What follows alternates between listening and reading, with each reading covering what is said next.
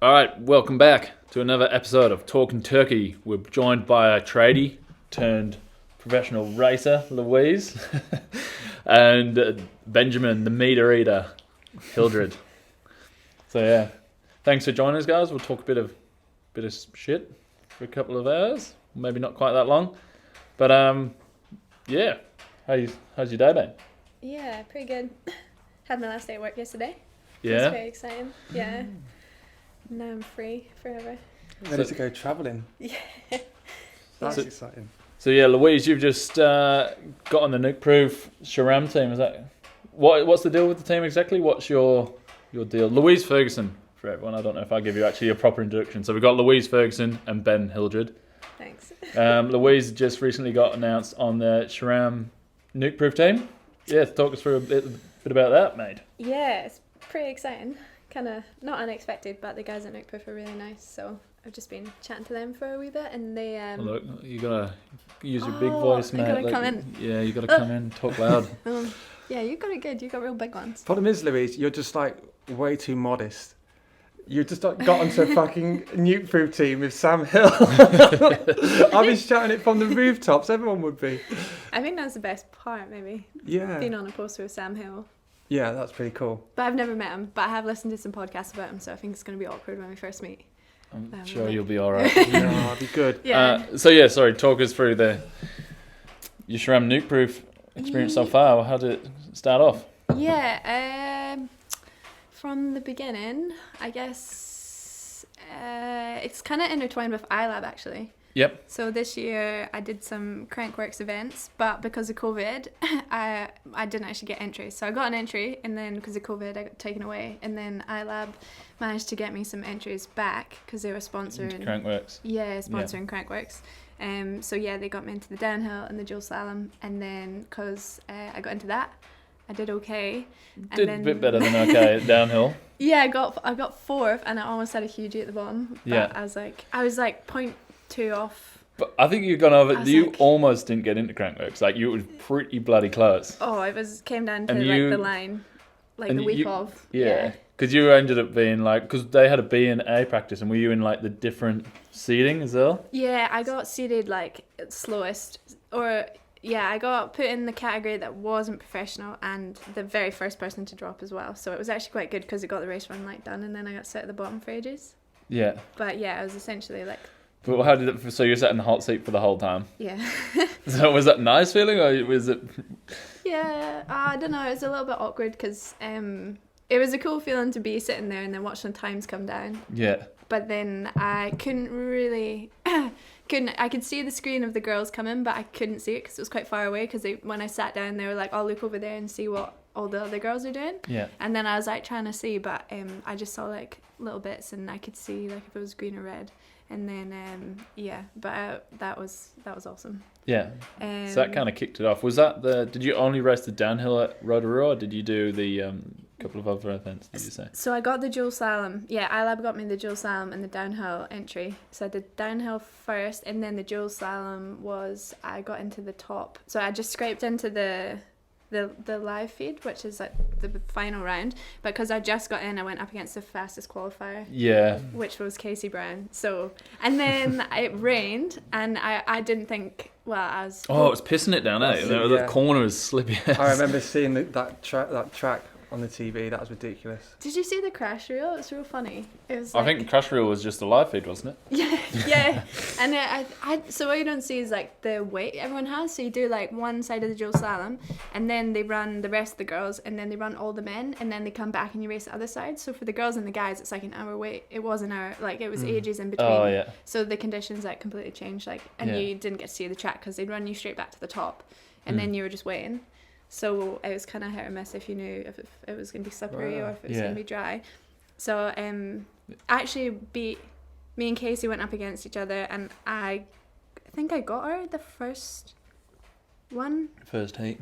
Yeah, and then she got me, but she got me by a bigger margin. Yeah. And then anyway, that got me into the summer series, and then I did like good at the downhill and the Super D, so I won them, and that's when Nukeproof kind of came on the scene. So thanks to iLab, I talked to some brands, and then Nukeproof were like the first to get back to me. Yeah. Yeah. Because what you were also to do with Radon before that, but then that was coming to an end, and you had, for the Rotorua race, you trained on your Radon, which is more like trail bike. Yeah. But then you ended up racing Kelsey's Pivot, didn't you? In the end Yeah. as well. So you actually your only run Was on her downhill bike. which you'd never rode before. Nah, it was a really good bike. Yeah, it was pretty good. Yeah, it was nice. But then I think it was, I had a bunch of funny crashes in practice. One of them was with Krug and Tyler. Yeah. It was like, do you know the middle part? Have you ridden up there, Ben? You don't? No. You've got the larches. That's it. Yeah. In the larches. So just before, the start of the larches is like a step up, like a route step up. Yep.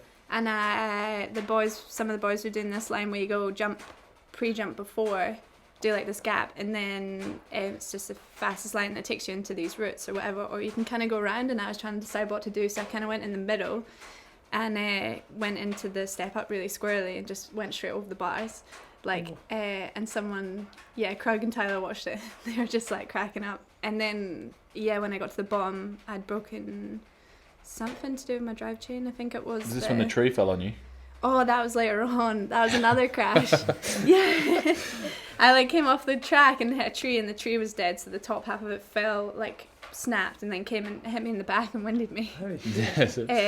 Which So was much very drama. bizarre. So much drama to a 4th place finish on a bike that you'd rode once. Yeah. So that's Oh, I'm huge shout out to Kelsey for giving me her bike for the race. So she was in the same position as me of didn't have entries until we pretty much the day before or whatever, but I managed to get in and she didn't. yeah. So she came up anyway, but thanks to her. And just for the record, that you guys not getting entries wasn't really your fault. It was because it got pulled, didn't it, because of the COVID restrictions. So all the amateur classes. So you guys were in the amateur initially because you couldn't enter the elite, or had you entered elite and then because they didn't recognise your name, they pulled you out because of the restrictions? Yeah, you're right. It was, we entered pro, but then because we had never raced pro before, we were the first to get taken out, which is completely fair. And it was not on Crankworks or anything. It was just they're restricted by numbers. Yeah.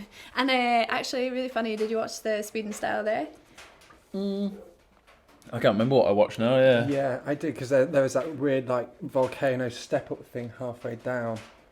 Oh, that was a dual slalom. Oh. After sorry. it rained, you're right though, people were struggling to get up that. Yeah, Which was funny, it was this huge stall wall. I remember that. Yeah, when I first seen that, I was like, no way.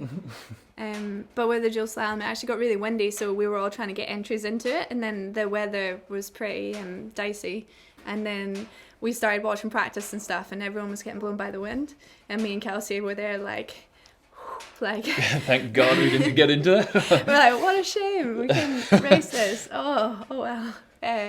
So we were actually pretty thankful about that, which is good. And then you came to the summer series, won the downhill here, and that was the same story though. Didn't you get to only ride your downhill bike on the race day itself? Yeah, So that's when the Nuke Proof arrived. Yeah, so Nuke Proof had been chatting to them for a wee bit, and then the bike, they'd sent it, but because they're a European brand, they're Irish, they sent it, and it turned up the day before, so, but the night before, so I was in two minds of riding my trail bike, and that was probably the best track Skyline's ever done. That was really sick, and then it just happened to rain before the race day, but regardless, it was such a good track. So you get the best race runs in the wet, I think. It was pretty good, and that's probably if For watching anyway, the crowd was sick. It was a great day. yes. Everyone was pissed as on the last shoot. It was fucking awesome. I don't know if it'd be better watching and racing, or I don't know. That was pretty spectacular. No, definitely racing, but Then it was way better to have a crowd of everyone just fully lit up. It was It's sick. probably the best Pretty race. loose. It felt like a World Cup, watching Fort William when people go that crazy, on the sidelines. That Yeah. was It felt more like a rally. Everyone was all over the track, and when you came through, everyone was split, and then as you came, everyone closed in again. unless you're Finn, and then you actually go straight through the crowd. Yeah, how you didn't hit anyone, I have no idea. Nah, it blows my mind. I was like, no way. And you'll get that at Fort William though, won't you, this year? yeah, so I got an email yesterday saying that I've got an entry. What? Yeah, I got it I woke up at 6 in the morning and I saw that I had an email from this dude that I sent my application So is that a to. British cycling jersey? Yeah. Whoa, Yeah. we're on, baby. That's so good. And Jimmy's racing there too, has he told you, Ben? No? Well, I think I've entered the 4-cross. Whether I'll be racing it or not is Yeah. still to be confirmed, I think. But Yeah. I've entered anyway, so I've got the first step. Nice. Surely. Sick. And Wow, there's that's not enough. big cash money up for grabs, so if Jimmy... Yeah, if At the you- 4-cross? Yeah. Either way, I'll be at the bar, I reckon. So it doesn't matter. Yeah. Wow, Nice. imagine that for you as well. Racing at Fort William is going to be incredible. Mm. Yeah, because are you born and raised Fort William? Or were you born somewhere else and then you moved there after? Yeah, I was born in Inverness, which is like Bit north. northeast, yeah, of there. But yeah, when I got into mountain biking, it was in Fort William, after school. So I went to school in Fort William, and basically they give kind of like here you go skiing. They kind of do skiing in Fort William as well, but they give I can't remember so many like free tickets to the World Cup if you're at school. Wow. And so like all the kids grow up like going to the World Cup for free, and it's quite a cool atmosphere. Yeah. And you were a sweeper there a few years ago. Yeah, so the year I just before I came Just here. done it once, or have you done a couple of times sweeping there?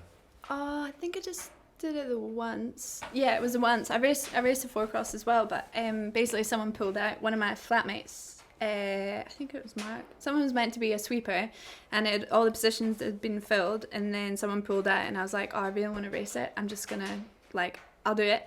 And then they gave us this briefing, and I turned up, and they're like, right, so no one's allowed to crash. Yeah. Okay. And I was like, okay, cool. I was like, I'm not gonna crash. I've ridden the track heaps, and That's when you know you're going to crash, though. If somebody says don't do something, don't think of a pink elephant. You think of a pink elephant, don't crash. You crash, don't like... It's like someone being like relaxed, and you're like, oh, I'm just No. so not relaxed. Yeah. and that was the year that they redid the woods section, and it rained really hard. And so it turned into Is a that big where there's a bog. big hole at the start? Yeah, huge hole. It was like kind of like a little drop thing, but there was one line, and it took you into the big hole, and then it turned left, and then there was a bit of boardwalk and like a drop into where Rachel Afferin dislocated her shoulder. Yeah. And then got someone to put it back in for her, or she put it back in herself. I can't remember, but anyway, everyone was crashing there. So like we did our first runs.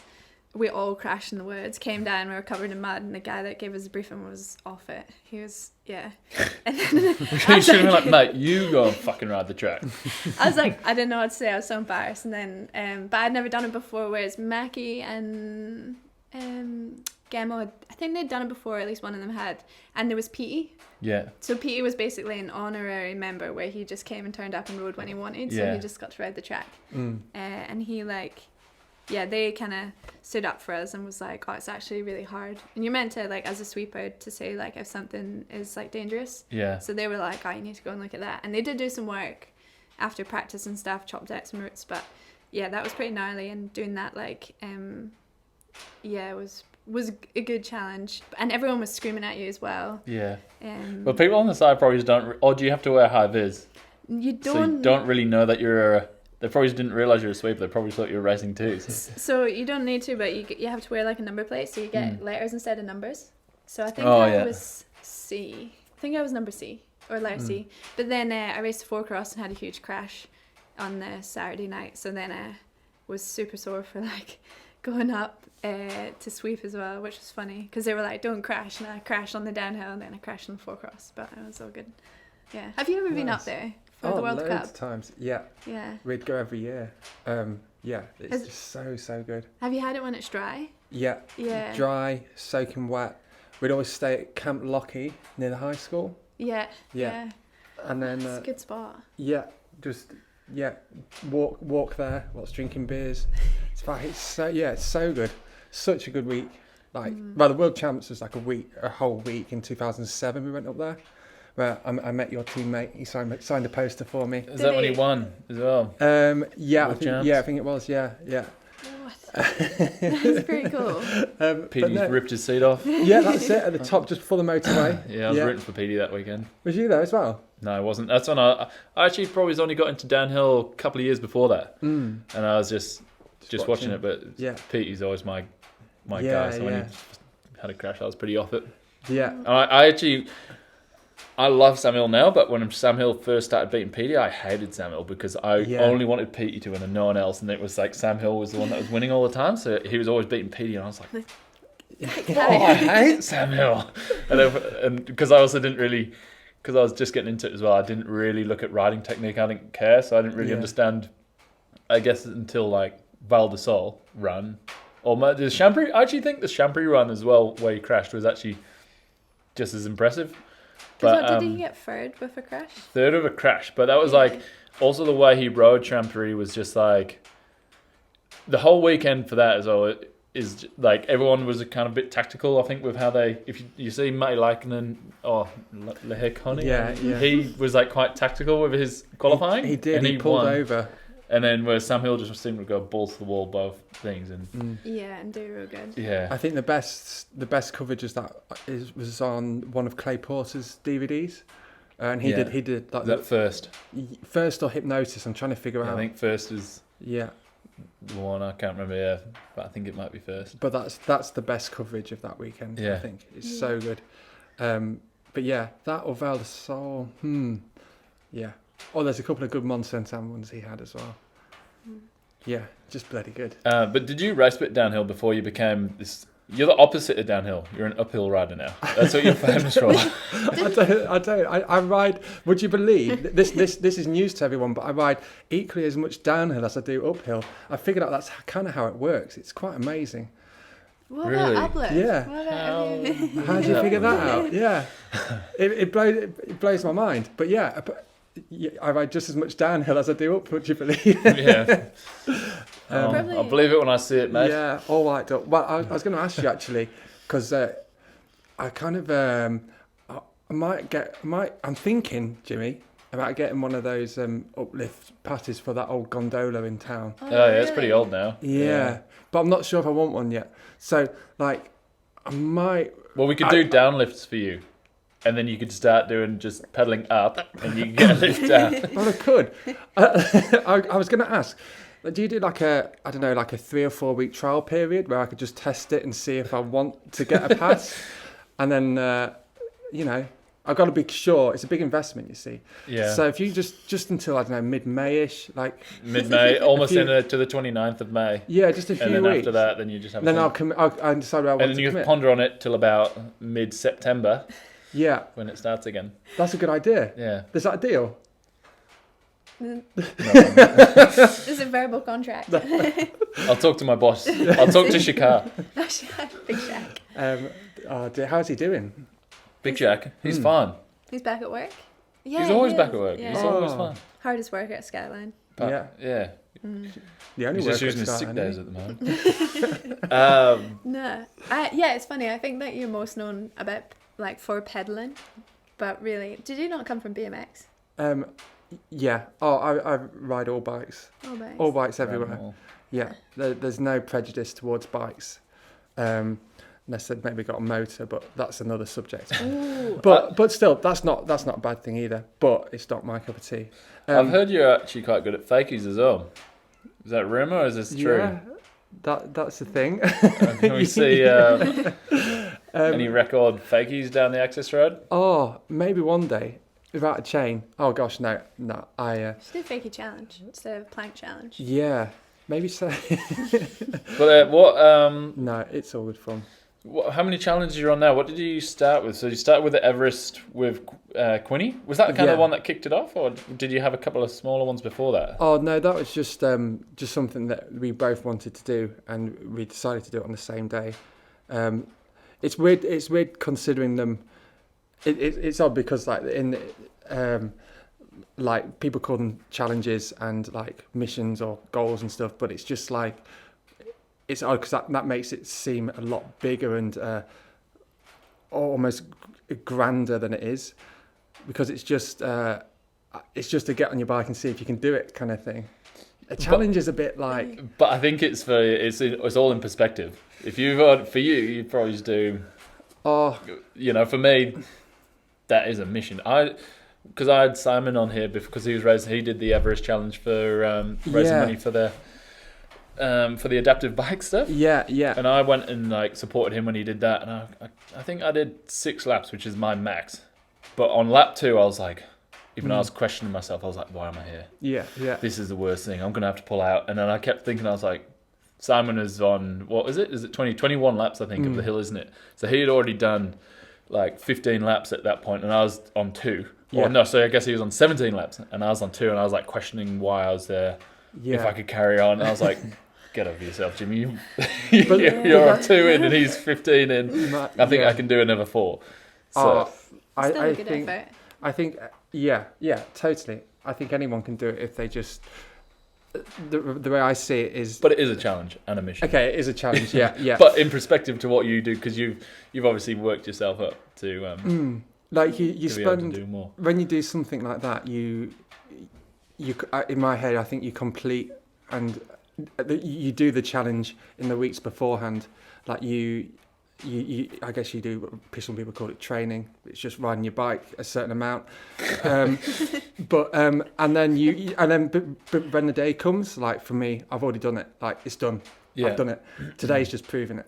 And that's honestly just like now I've got to show that I really can do it. That's just how it feels. But it's not really. I don't know. It's just fun to try and see what you can do. And I've always done stuff like that beforehand, like just biking stupid distances and things, but it's never really, it's just to see if you can do it. But some people just like to, some people gauge, there's some gauge interest. Definitely motivation and goal. I was listening to I know you're a big fan of him, Tyson Fury, your best mate. Yeah, what a guy. But yeah, listening to his podcast with Joe Rogan the other day, and obviously like his going from depression and then the mental health issues he had, and then back to being a world champion, and it was that goal setting and those small targets, hitting those would give him that whole.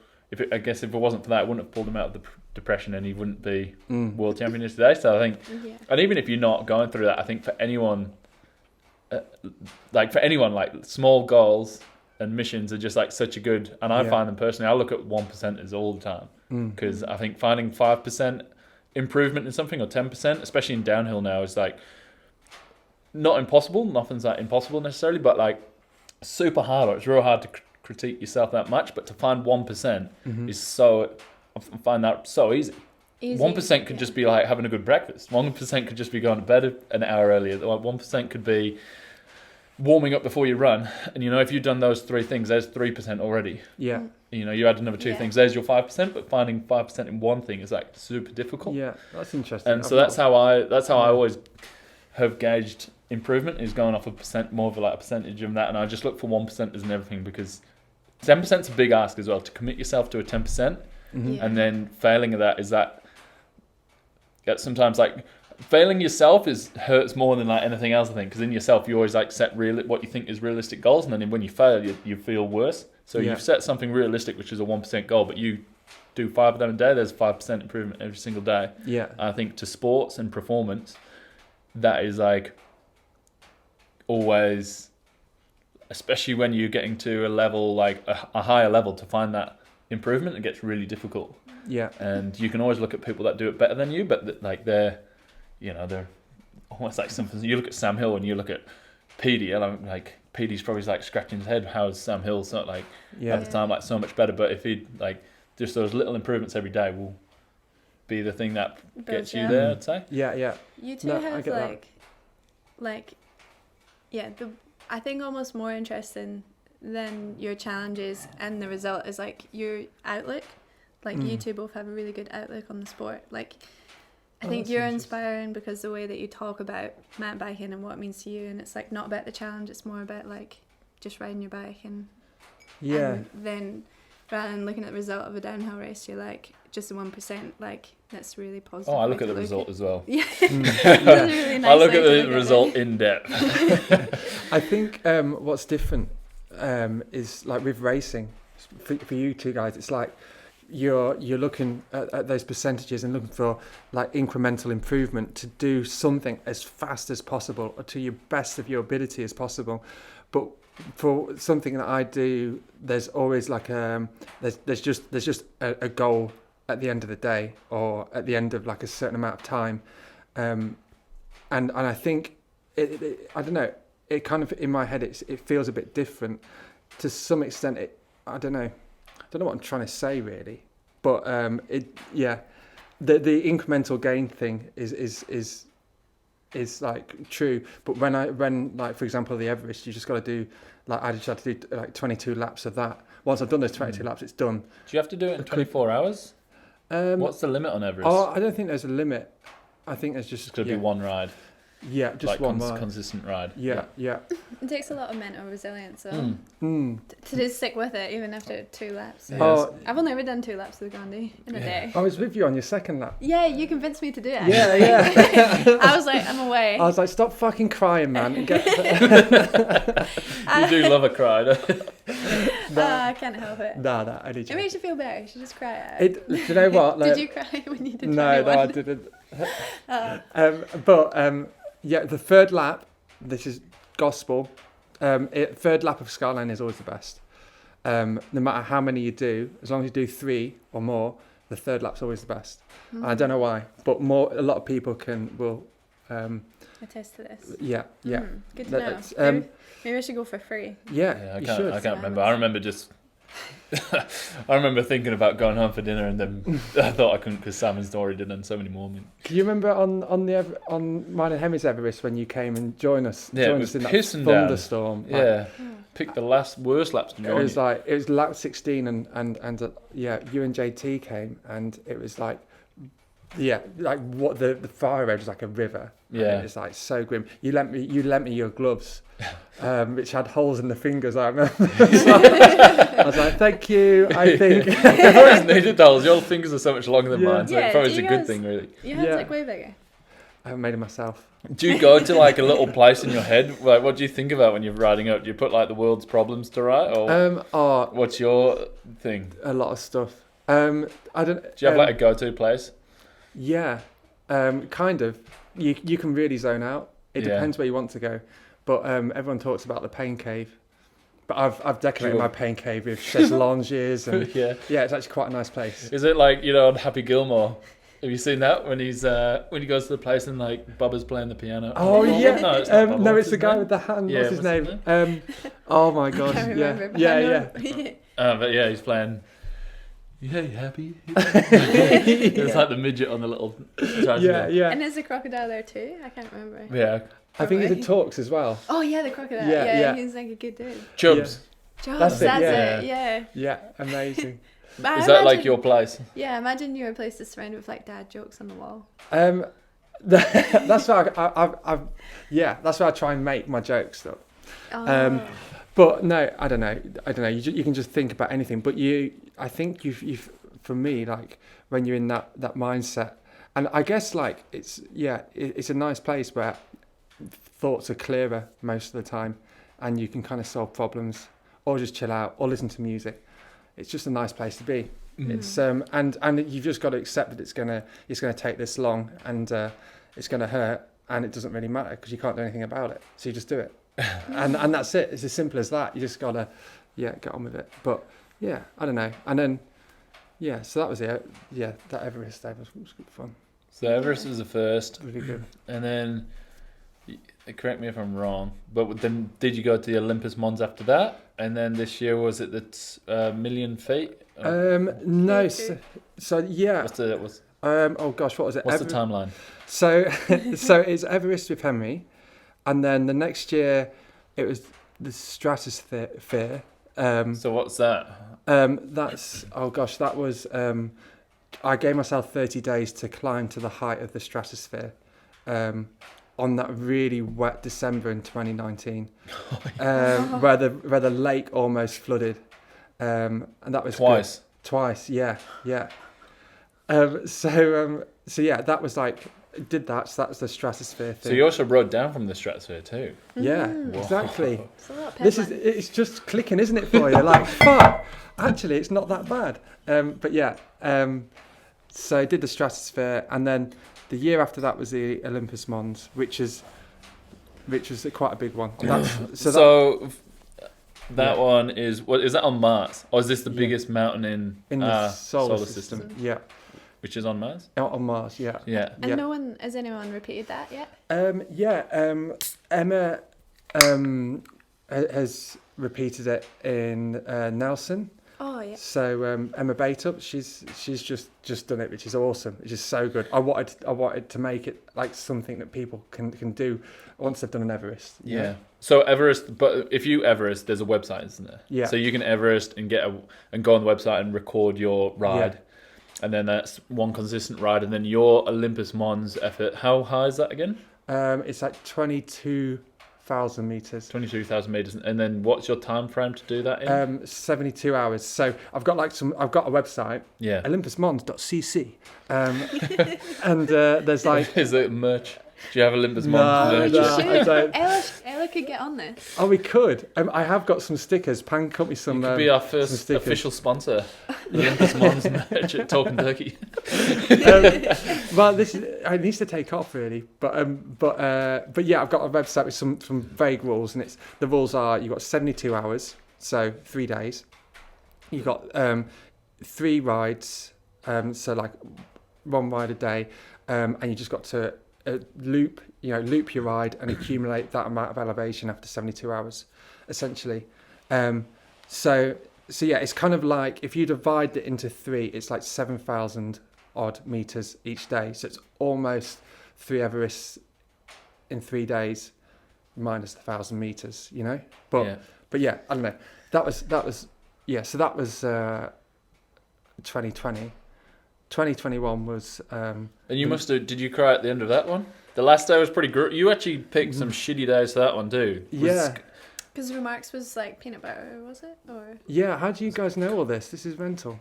And we remember it. So you got rain? Didn't you have like real rain, like sleet on the second day, and then I remember not riding with you. The last day was like real cold at the top. You almost had hypothermia, and everyone joined you. And you must have been crying at the end of that one. Surely.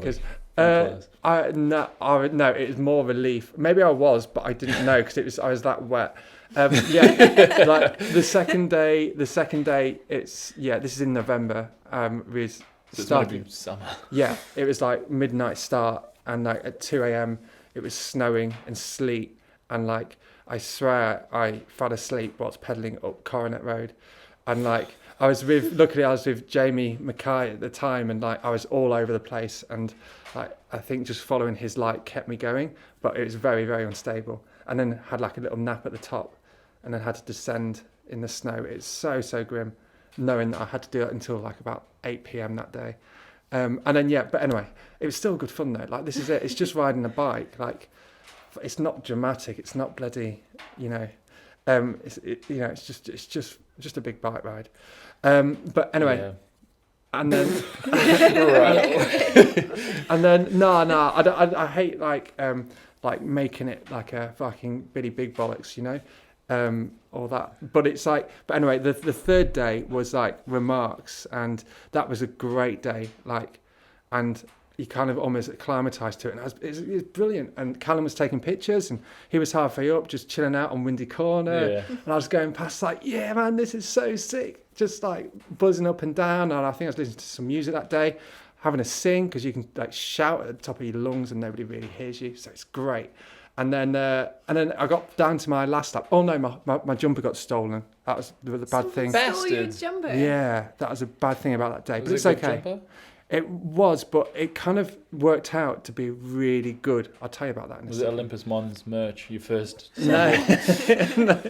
It was my favourite jumper. Took off. Your one sample got stolen. Shit.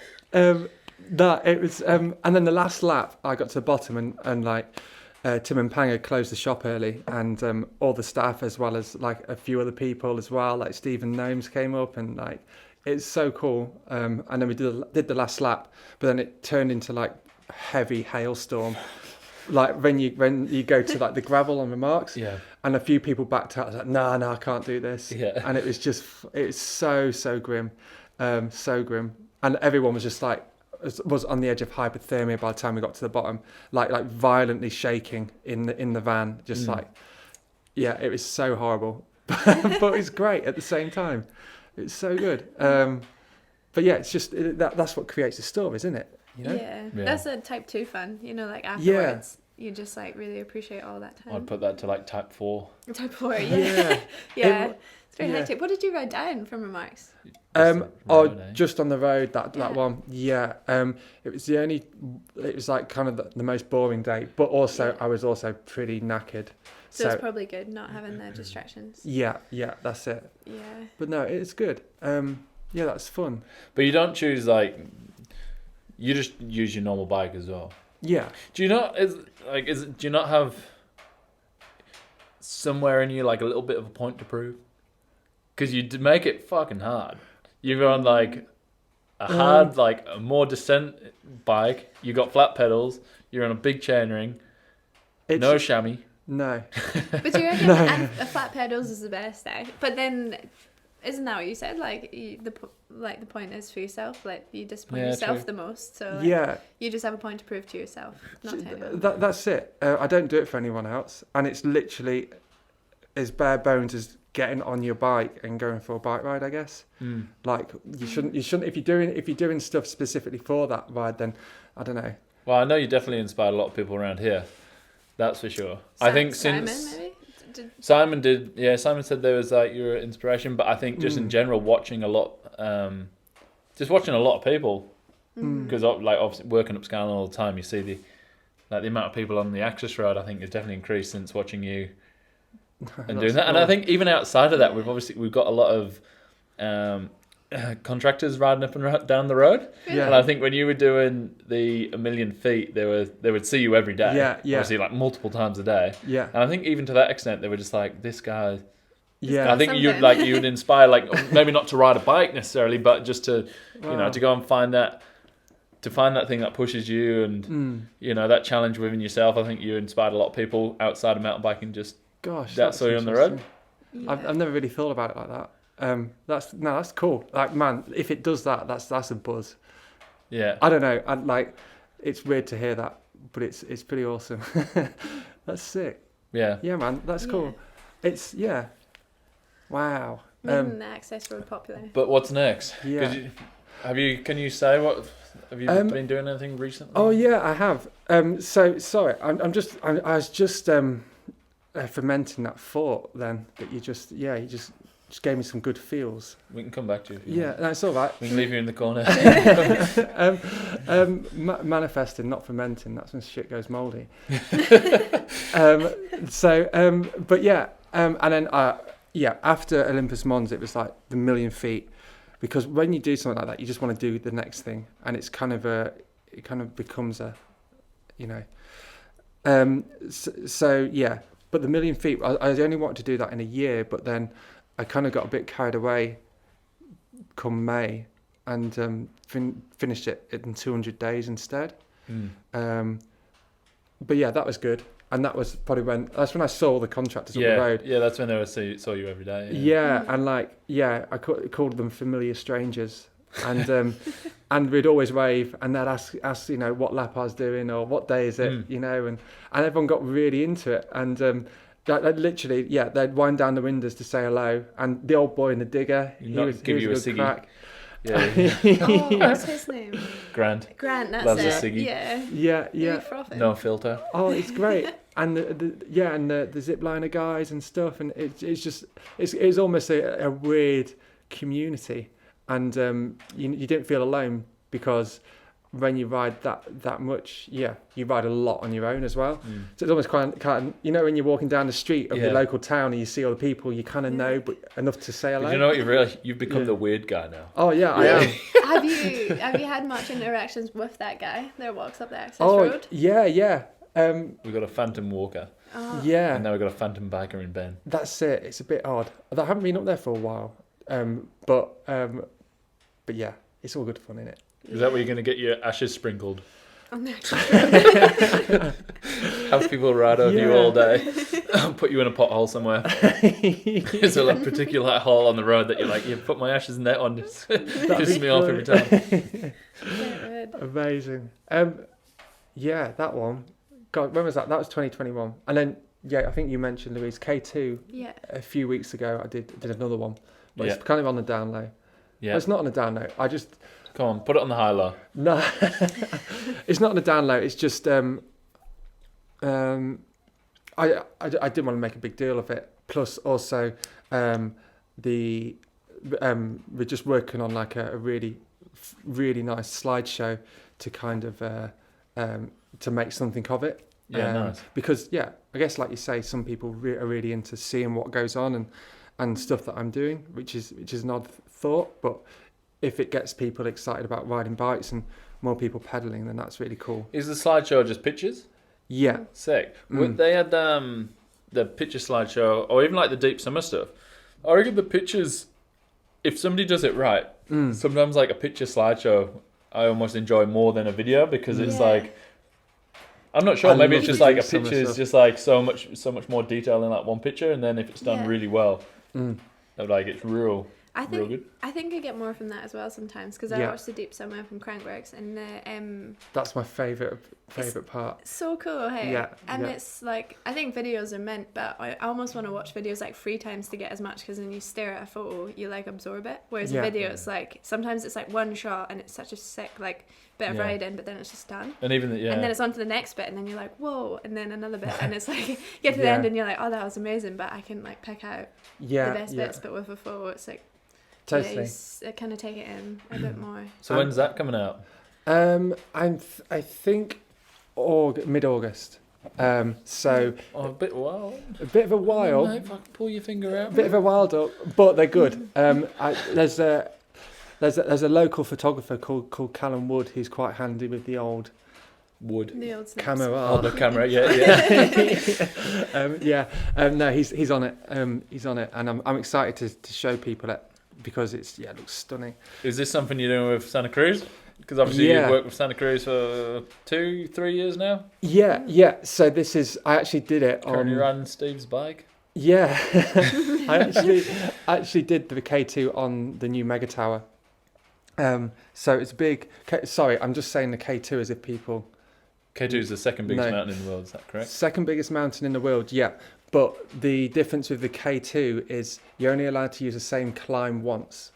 So instead of like Everest, where you just like lap, your K2 is like you got to equate 8,611 meters without using the same climb. So it's almost one big circuit. Yeah. Or just one long ride. One long ride. Yeah. I think it's good because it puts it in perspective a bit more as well. For me, it's like I know how far you went for some of the climbs, and I was like, that puts it more into like, I don't know how many 6-access roads will feel like, but I've driven as far as you've ridden, and I was like, that's how far does it, when you do like one of these big elevation missions, we were obviously looking at, because what's K2, 8,600, but then how far just in distance do you have to ride to cover that? Yeah, that's what I find quite interesting, because I wasn't too sure, but it turns out I think it's like 215k. Shit. On a mega tower. Yeah. On a mega tower. It's quite a lot. Yeah, and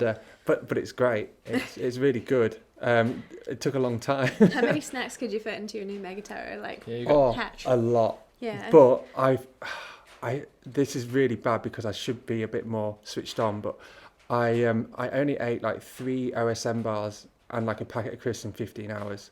Yeah. I kind of what crisps? I forgot salt and cider vinegar, the proper crisps. Have you seen the prawn cocktail ones? No. I feel like they're huge in the UK, and now they've got a flavour here. It's prawn cocktail. It's so good. Yeah. Prawn cocktail is pretty good. They're delicious. But I remember those. Yeah. Skips. Oh. Frazzles. Is it knickknacks? Yeah. Yeah, knickknacks are probably actually a hot favourite for me. What about Space Invaders? Can anyone remember those? They're so old school. Yeah. Yeah. Monster Munch. I've not got anything. Hey, we should play the word association game in a minute. But with bikes. Anyway, sorry, Mega Tower. Sorry. Yeah. Oh no, I just forgot to eat. Yeah. Really. And then I got out of Skipper's Canyon and I was like really, really like seeing stars, like green kaleidoscope kind of eyes. And I was like, oh no. So I went down to Cargo and just like, and then just got fed and it's all good. But yeah, to your question, the new Megatara glove box holds a lot of snacks, but I failed to eat them. Forgot they were in there. So it's kind of... They're just weighing your bike down the whole time, making it even harder. I literally carried a bag of cashews the whole way around. And didn't eat them. Yeah, I was too busy pedaling my bike up.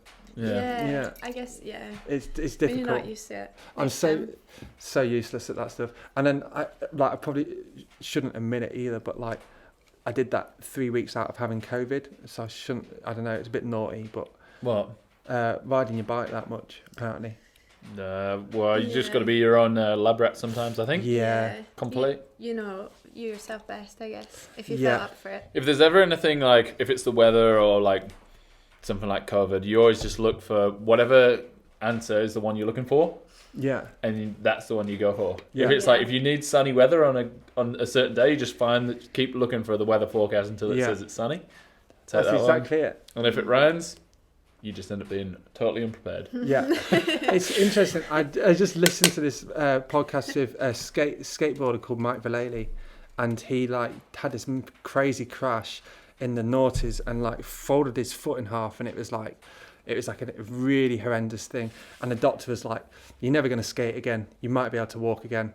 And he was like, "Nah, man, I'm going on the Tony Hawk's Mega Ramp tour in 15 weeks, and I'm skating." Yeah. And they were just like, "Do what you want."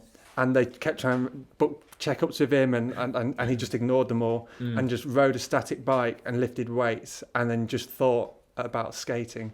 Yeah. And then he went on a tour, like first day just blew up, like showed everyone how to skate. He didn't crash. Like, no. And I was like, holy shit! And like you say, Jimmy, like just manifesting stuff.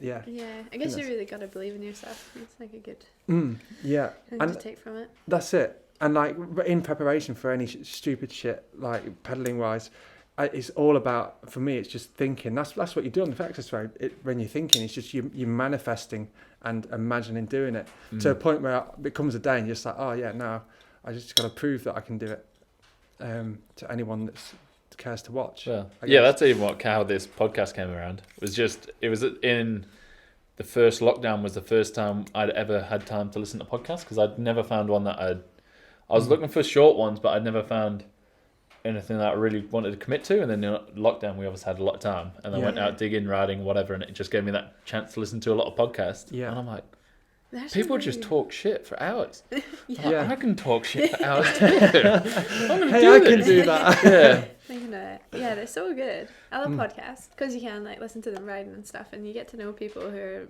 like, I don't know, like in social media only shows you so much, but then you actually get to listen to someone and their views, and they're way more relatable. So one day, this is how my thing as well. Because a lot of people film the podcasts as well. Now it's normally just in a room like what we're doing, and I'm like, who wants to look at that? Yeah. So my original idea was doing it in reverse. So we go on a ride, you need to be mic'd up there. So you go on a ride with a head cam on or whatever, and you actually film something quite good. So say we went on a ride, we'd go and do, I probably wouldn't do one of your rides, but I'd maybe do a little bit of it. But we go on a ride and we talk shit, and that's the ride. But you get to see like head cam, you get to see how the ride, and then you can take the audio from that for a podcast, rather than the other way around of like, just take a rubbish video of people sitting in a room. But you could but do I've never that. got. Yeah, I just need to get the mics. Yeah. Which is probably never going to happen. That would be brilliant. That was the original plan, and this was just the easy option. Because then I got injured a year later, and it actually gave me the time to do it. Holy moly! That's how we started. It's impressive, because do you know what? Like a lot of people talk the talk, Jimmy, but you told me about this like a year or so ago. Yeah, a couple of years ago, we was having a barbecue. Because you had a podcast idea too. Mine was a bit. Go on. I can't remember. It was pretty good. Oh no, I can't remember. Someone will steal it. You just keep it. But anyway, by the by, we'll come back to it. You was like, I want to do that, and you did, and that's cool. I like it when people do that. Yeah. And how's your injury going? Are you back to 100%? I think so. Yeah. You just keep 1%. Going, I guess. Yeah. You just go 1% at a time. Well, it was when the first time I was riding, was back in August. I had that Liz Frank, which is a foot injury, which is just like a niggly one. Is that what the skateboarder had? But real bad, yeah. Yeah. So it's like they're just niggly, and it's something that will, at the moment, for the most part, I don't notice a lot of the time, but it will come back. Sometimes I'll have a sore foot, and it's more like the arch of the foot that's real sore. Yeah. But I also just think if the pain's not like more than a 4 or a 5 out of 10, you just keep running it at that. If it goes a bit more than that, then just back down. That's in trouble. Yeah. And I think obviously doctors know a lot about what they're saying, but I think when a doctor says that you can't ride, unless they're a rider themselves, I wouldn't really take that for... I wouldn't really take that too seriously, because I don't think they always understand how much, because even if... I don't know. Some of the physios around here are real good though. Yeah. I think I don't go to them, but I know like people do, and they like ride or have a better understanding of it, I think, which is good. Yeah, Remarkable Physio I think is the best. They understand that you want to get on your bike as soon as possible, and it's not a case of like nursing the injury until you're fully capable. It's more like get you on your bike as soon as possible, and then let's work with that. Then tell me what your back. So if anyone's in Queenstown and wants to go to Remarkable Physio, go and talk to Pete. He'll sort you out.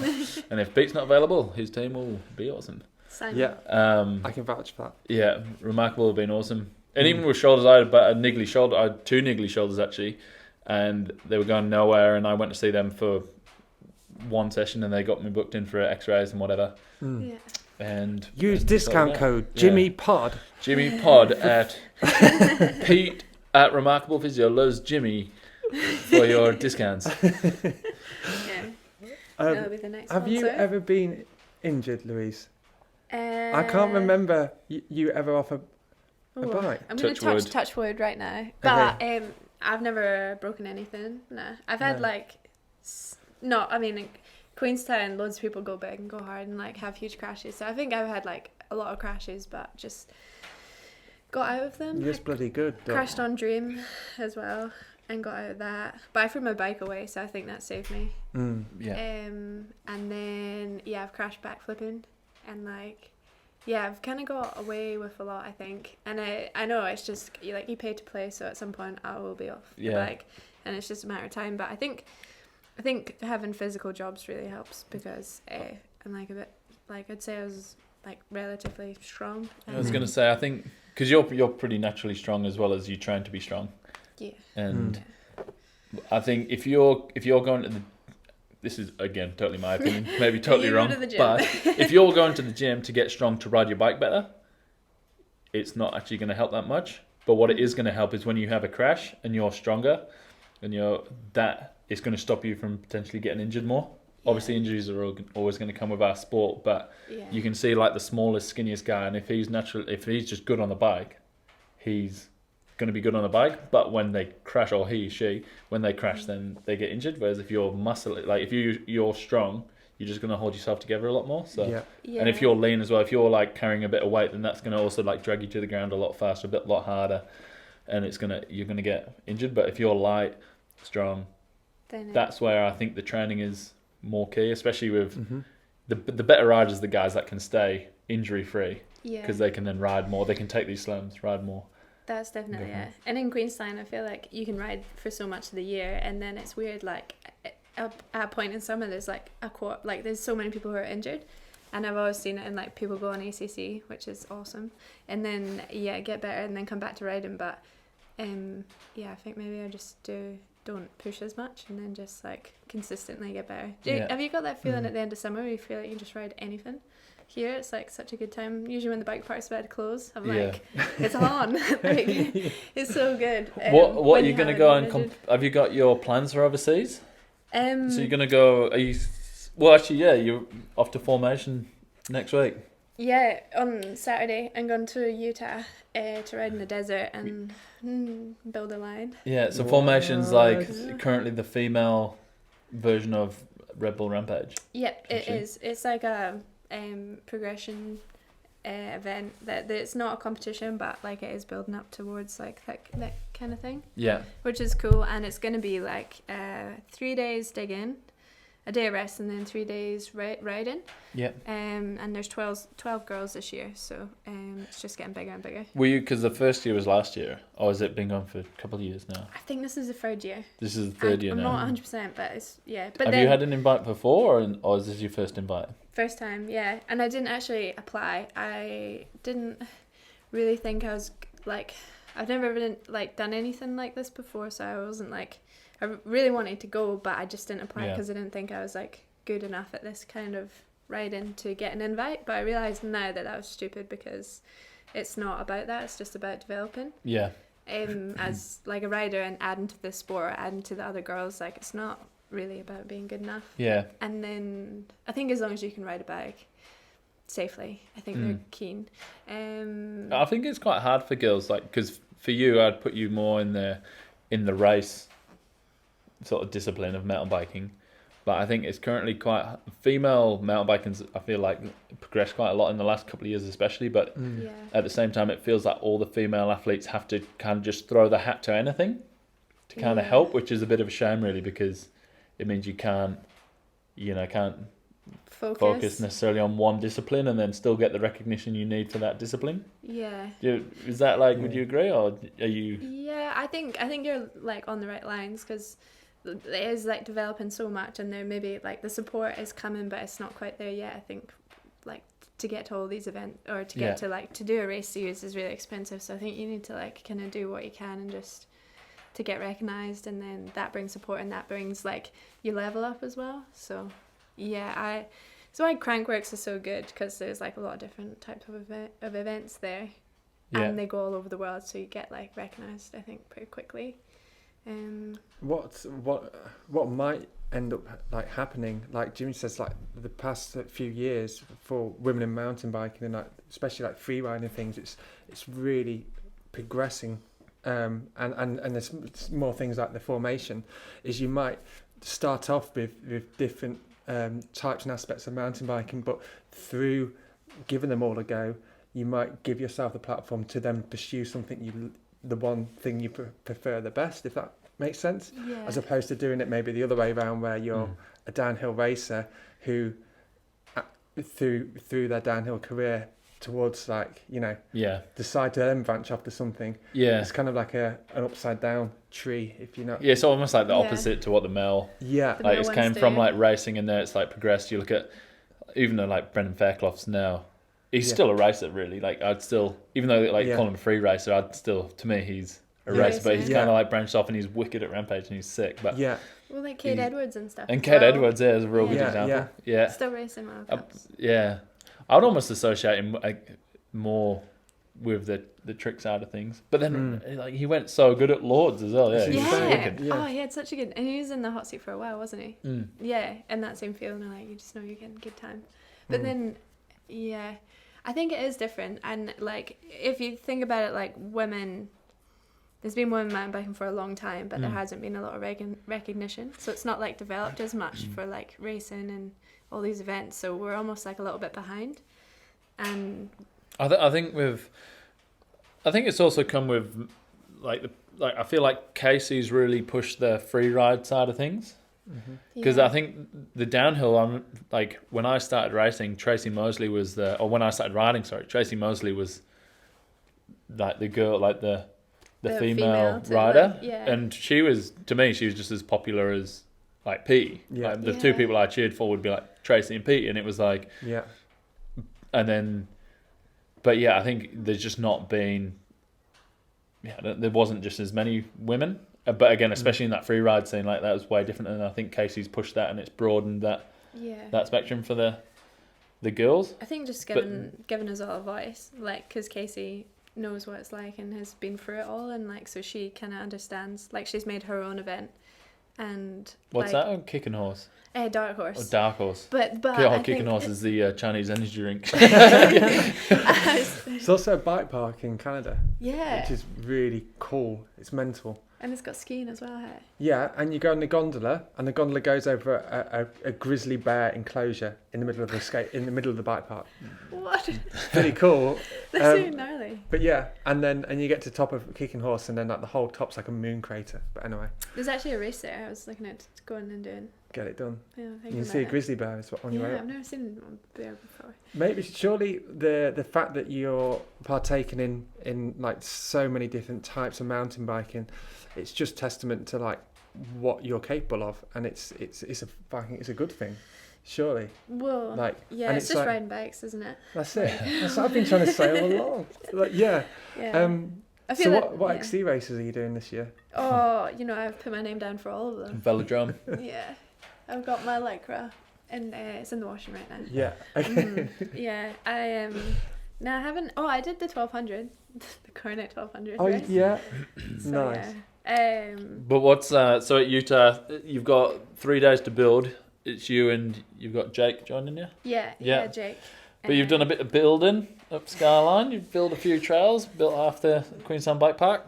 Yeah. So it's not like you're never done it before. not comfortable with the shovel. You know your way around a spade. Yeah, I remember when I started, I got huge blisters, and I feel like my hands aren't soft, but they're soft compared to what they used to be in the bike park, I reckon. Get on that pick for a couple of days. Just remember to wear gloves. I was actually I think because if you're riding after, even if I go for a big down the tills, but then ride straight away after, then it's like you feel it. It's I find it harder, especially if you're nervous because you think about like the finest details that put you off. Mm-hmm. Well, I'm nervous because I've not done anything like that before, but I'm excited to you have a bit of freedom. So I think I'm gonna do my research. I'm gonna watch some Rampage in the next few days, which is exciting. But then I have watched them before. But I think I probably prefer like a techier line, and there's a lot of step downs. I was going to ask, are you going to go for something with a bit more more jumps? Are you going to look for something because is it Zinc that does more just the technical shooty sort of lines? Are you going to go for something like that? Yeah, maybe. I'm not sure what exactly the setup is. If we go from the top, I know it's meant to be the 2015 Rampage site. Yeah. And then I don't know anything else apart from that. But I'll probably go for a techier line, and I think that suits me, and I quite like it. It's a good challenge, and you get nervous, but then I'm sure there'll be a jump at least at the bottom, which will be cool. But everyone's line will probably feed into that anyway. Yep. So I won't really need to worry about building a big jump. Yeah. And then I loved working at Skyline, doing the digging, but I feel like Jake is he's a good guy to have with you. Yeah, and he just chills me out as well. He's such a chiller when you ride with him and stuff, and he's really talented. So I think he'll be a good person to have there because he's just real relaxed and just be able to talk through stuff, have a look at the lines and things. And when I asked him, he was so excited. He was just frothing on it straight away. So good. That was quite nice. Yeah. I was like, are you sure? He's like, yeah, because I didn't apply. I was a late entry basically, and I did ask the other girls. I asked the other girls that I met at Crankworks, I was like, did you guys put my name forward? Because I was like, this is amazing, but I was like, what's going on? And they were like, oh no, they get to say who they think is capable, but there's actually a panel, and they they basically make the decisions. So I don't know exactly how it came about, but they but the girls are really keen, and so after the free ride career and then Fort William, are you doing enduros and downhill races after that, or are you just going to try and follow the downhill series? I'm gonna haven't picked my flight. I need to fly straight to Fort William, and then it's 4 days later is the World Cup, which I just got an entry to, so I'm definitely gonna do that, and hopefully I can qualify. Because that'd be sick. Yeah. And then, I'm turning up. I'm selling. Qualifying? I'm selling Louise and Jess Blewett merch, man. You guys gotta be there. So there's 15 spots for to qualify. I'm making it right now. The top 10 are protected. Yeah. So there's basically 5 spots to get in. So I feel I want Jess to. No, there's more than 5. If the top 10 didn't qualify, there would be then more. Everyone. Yeah. So it's still the top. Was it 20 women or 15? 15. I don't want them to crash, but it would be great if they just the top 10 could just sit out. Puncture. Yeah, they're busy. They're you can distract them. But and we'll need Jess again. You're good. I have high hopes for you, Louise. Oh, thanks. I'm excited. It's going to be great. I'm just excited to be going overseas and have such a cool opportunity. Yeah. It's and then I've signed on for 2 EWSs. So there's the EWS a week after that. So is a bit after that. In Olathe, Tweed Valley? Yep. You've been there before, eh? Might cut down my handlebars. My favourite. Yeah. I did like it when I was in Scotland because I go and do some enduros there, but it wasn't like the riding on Fort William's obviously my favourite, and then like there's so many other spots in Scotland that are really good, so I'm gonna try and like go to loads of different places. I think you have to go to Inleafin like 5 times before, maybe 3. But the first time I went there, I hated it. Yeah, it's pretty different. I hated it, and then but now it's honestly one of my favourite places in the world to ride. I love it. Yeah, like when I went, but the first time I was like, I don't understand why people like this, because it's kind of niggly and it's just niggly. Yeah. Like, the whole thing is niggly and janky. But then it's one of my favourites. I remember there's like a downhill race there, and it was like 2 trees, and it was like skinnier than this table, like which is not that big. And it was like a fast section, and it's so freaky. You're like holding on, and then no, leaving is pretty good. Yeah. And then I can't decide whether I'll drive or fly to Europe, because I signed on for an EWS in Italy, which is Val di Fassa, because I've heard that's got like less pedalling. Sorry, Ben. Than Is the that other how you ones. took it?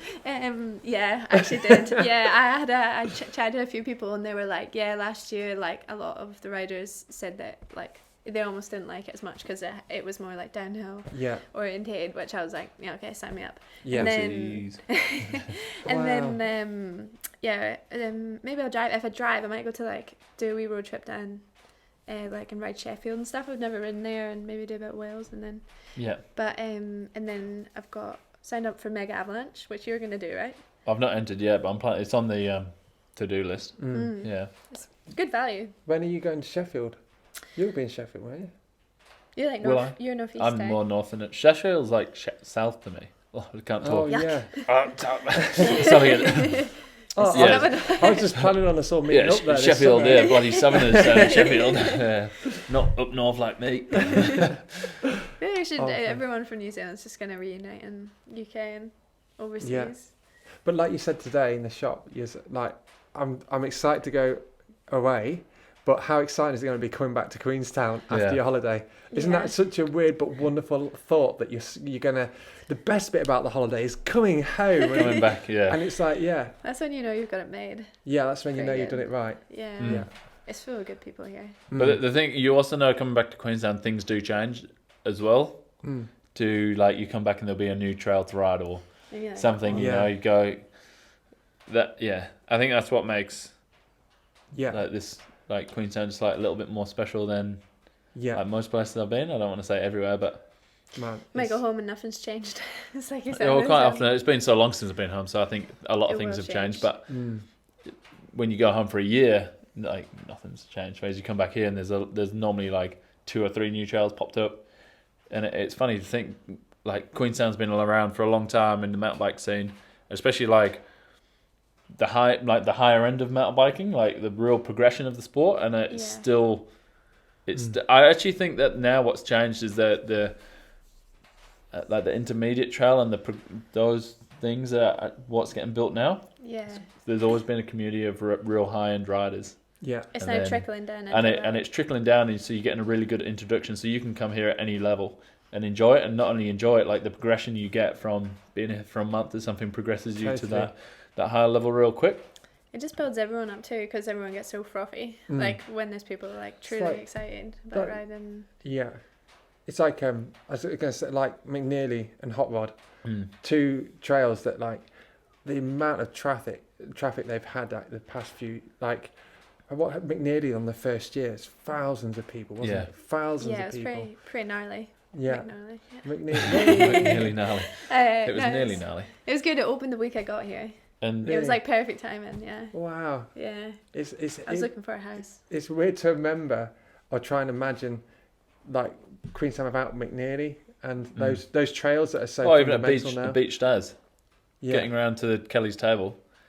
It used to be like going up the Fernhill routes, which is like horrendous. It's the downhill track essentially, but that would be the only way up. But I think the one thing, like trails are one thing, but I think the community and the people that are here is the other difference. And I don't think anyone comes here and stays the same. No. You know, I don't think anyone is the same person they arrive as, and that's just because everyone rides with everyone as well. That's what, like, you always think like you'd like to think that you ride with people, but I think this is like you can't help but bump into people and ride. Like everyone's so open to ride with here. There's no it's like it feels like there should be a bit more of a click, but I think if you, it's the best. yeah, it's you the can turn it best from anywhere and community. like ride with anyone. Yeah, Yeah. totally. It's like you wonderful. pedaling up the access road, you're just like, when I first got here, and I was like, oh man, that guy pedals so fast or like hard or whatever. And then you actually just like when we've pedaled together, you've just been like real chatty and chill, and you just do you like. It's quite nice. But what's also wonderful is like, you know, you do pedal to the top of the access zone, you're like, I wonder who's at the top, because you know there'll be a dozen people you'll pass, or like you're coming down, or you'll see at the top, and like everyone's like, it just feels like such a small, like great community of people, you know. Everyone's so friendly and everyone wants to ride with everyone else, you know. It's really special. Lucky buggers. We got it pretty good. It was really nice here. And that's why it's going to be good to come back as well. Like, how long has it been since you've been home? A few years. I went home in 2019, but after 2 days I freaked out and came back. So and like I booked my flights, and I was back in the UK for 2 weeks. But I went home, and the next day I got like I think I got some holiday pay or something, and then like the day after that I was mixing plaster, labouring like in a small damp cottage in the middle of nowhere, in Lincolnshire, just like mixing plaster, listening to the radio. I was thinking, Radio what? 2, Jeremy Vine. It was the world to rights. It was BBC Radio 6 Music, which is a good radio station, but even so, I was like 4 days ago, I was at the table. I thought you'd be an Archers kind of guy. Sometimes. Yeah, Archers is good. Probably not what's mixing plaster, but I was like, what the fuck? What have I done? And I was just like, I just couldn't believe it. And I went home and booked flights, and I was like, the fastest, quickest way back to Queenstown. It's been a while. How about you guys? When was the last time you guys were home? I haven't been home for about 7 or 8 years. Really? Yeah. Wow. But your family came here a few years ago. 2016, 17. For Christmas. Yeah. I remember them coming up the gondola. Yeah, that was pretty good. I said hello to your folks at Midway, actually. Yeah. Yeah, they're funny. Yeah. Very much like my mum. Yeah. That's when I realised. That's when you realise how much more, whether it's your mum or your dad you like. And when we were coming down, I was like, my mum, I was like, trying to embarrass me as much as possible. I was like, then I have to play up and pretend that I'm not embarrassed in front of all my friends. It's what I find quite lovely is we've just referred to going back to the UK as going home, although we're all quite adamant that this is home as well, and the fact that you can actually refer and feel that you have more than one home, and home isn't necessarily. I think home here for me is the people and the trails and the life, but home is also home as well. Home is When I first came here, because like most people came here for that year travel, and I got given a diary from my auntie or something. Anyway, so I tried to, I'm not much of a reader or a writer, but I was like, I'll try to just make a bit of a travel journal. I'll give it back to her after the first year. So anyway, I was writing a lot of things, and I don't know, it was maybe about 6 months in or 5 months in. And I just remember riding. It was once the bike park had started, because that was when summer started. That's when it clicked, and I was like, I'm not going home. Yeah. And there was this I can't even remember the sentence, but I just remember being like, this is the new home. Yeah. And I think that might have been like one of the last things I wrote in it anyway. And it was this so profound. Yeah. I just always remember, just because it, like you say, genuinely, I was like, I'm with my people. Yeah, this is like my people. That's totally it. Yeah. I had that like realization a couple of years ago as well. I was like, fuck, like this is home now. Like, totally. I think Queenstown's quite unique because it's so many different people as well. It's like, and everyone just gets I think that's why it's accepting, because everyone is so different and from loads of different places, and then it just feels like home so quickly. Isn't it great? Yeah. And from so many different places in the UK. All in Queenstown. Yeah, pretty much, Yeah, and a lot of people from the UK. But no, it's great. It is good though. It does feel like home. So we could wrap it up there on a bit of like a nice, gentle note. But Ben, dad jokes. What you got? But while you think, Louise, next year gone to Europe. You got World Cups, EWSs, formations. In Crankworks. And Crankworks. So what's the Crankworks you got overseas? Are you going to Innsbruck and then Whistler. Well, I'm planning that. that was my original plan, like just do Crankworks, and then I was like, I can't like not make the most of it and do all the other races as well. And then is that the first time you'll be going to Whistler? Yeah, I've never been to Canada. Who's the I got a big something I want to ask you for a while actually. Who was that artist that did the work for the nuke-proof SRAM picture? Oh, it was a guy called Addy. I'll find it on Instagram. Why? Oh, mate, his picture of you was the worst drawing I've ever seen in my whole life. Oh, you can. He made you look so terrible. Just in the face. Everyone was like messaging me saying they got their hair good, but I was like, does that mean the face? Yeah, well, they got the hair good, but the face was terrible. So, have you ever seen like the Ronaldo sculpture they made? And Ronaldo was like, "That's got to be changed. That's what you need to go and do." That was the worst picture. I think I could have drawn a better picture of you. I'm sorry, but well, that's it. Next year, for anyone that's not seen you in real life. So what happened was they were like, Nuke were like, "Oh, can you send us a photo?" And I was like, "Sweet, I'll send them something with where I'm wearing iLab," and it was like an iLab photo. And I was like, "Oh, they're just gonna use this." And then when it came out, I was like, "Oh, they used that as a sketch, like to sketch off of the photo." And then they put like me in a nuke-proof top, and I was like, "Yeah, that's all good," but Stephen was like, "Yeah, it's fine," but it's because I'm not wearing like a nuke-proof top. But I was like, "Yeah," I thought the photo was cool because I was like, I'm with Sam Hill. Yeah, well, they seemed to get Sam Hill pretty good. Yeah, well, but they probably fucking drawn blew him it on like you. 10 or more times. It's like his hand got tired or something. He's just like, he's like goes into a circle. Yours is the Friday afternoon job. It's like, oh, come just on. wait till I do the artwork for this I'm one. going to do a comparison photo for you and tag you in it. I'll be like, this is the photo. Put your foot down, man. Yeah. Get him sorted out. Yeah, well, it's funny because they're like the factory team, and then me, Dan, and Corey are like kind of like add-ons as well. So we're just like, so when they're like, "Oh, can you share?" I was like, "Yeah, I can." And I was like, "Am I factory?" Yeah, you are. But I'm just tagging on, and then next year maybe. Oh yeah, heck, it's like next year definitely, next mate. Year. Fucking smash it this year. Yeah, it's gonna be good. It's gonna be real good. And then what you got for next year, Ben? Question. I don't know, Dub. Is Petey gonna find like less bikes in his garage because I've been sent to New Zealand or what? Yeah, that is fun. I don't know yet. Something different, something very totally different. I don't want to flog. Oh, could you do like a downhill challenge? I don't want to flog. Just don't want to flog a dead horse, you know. But I'll just be riding my bike somewhere. So, although riding my bike as well as, I've just started playing in an alternative brass band as well. Yeah. I mean, it's alternative because every Tuesday night we go and we meet up, but we play each other's instruments. I mean, I'm not blowing my own trumpet or anything, but they're really good. So. Dad jokes. But the worst bit is this isn't a joke, eh? Yeah, that's a joke. Fuck. It's so good. That's it. That's I made that one up, so I thought that was good on the spot. That's gonna win Edinburgh Fringe one year. Yeah. That's the best reason to go to Vertigo Bikes, is just to talk to you and be like, and then I'm like, you always draw me in and you like start telling me something about your day, and then it's a joke. Yeah. I'm like, can't take anything. Just one big walking joke. Yeah. That's my life. Pedalling uphill is one big walking joke. I fucking got them all as well. Well, dear me. Cheers, everybody. Thanks, Jimmy. Let's go to bed. Ta-ra. Goodbye, mate.